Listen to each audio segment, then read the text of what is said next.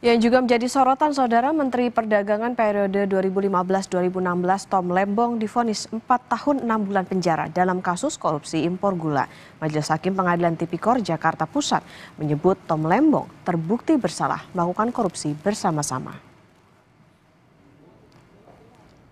Selain vonis 4 tahun 6 bulan penjara, Majelis Hakim juga menjatuhkan pidana denda Rp750 juta. Majelis Hakim menilai perbuatan Tom Lembong menerbitkan 21 persetujuan impor gula kristal mentah untuk perusahaan swasta dan melibatkan koperasi dalam operasi pasar melawan hukum.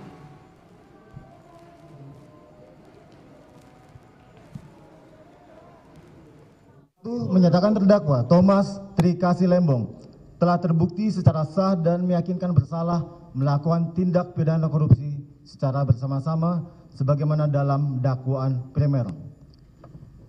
2. Menjatuhkan pidana kepada terdakwa Thomas Trikasih Lembong oleh karena itu dengan pidana penjara selama 4 tahun dan 6 bulan.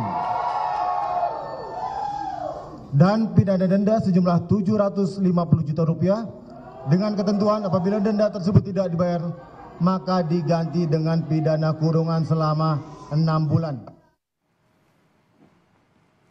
Dalam sidang putusan kasus impor gula Tom Lembong, Gubernur Jakarta 2017-2022 Anies Baswedan datang untuk memberikan dukungan. Terkait putusan tersebut, Tom Lembong merasa janggal dengan pertimbangan hakim dalam putusan yang tidak mempertimbangkan kewenangannya sebagai Menteri Perdagangan.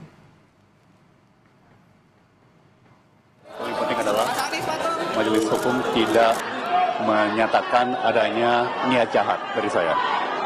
Tidak ada yang namanya mens rea. Ya, itu saya kira paling penting. Dan dari awal bahkan dari saat dakwaan sampai tuntutan sampai putusan majelis tidak pernah menyatakan ada niat jahat.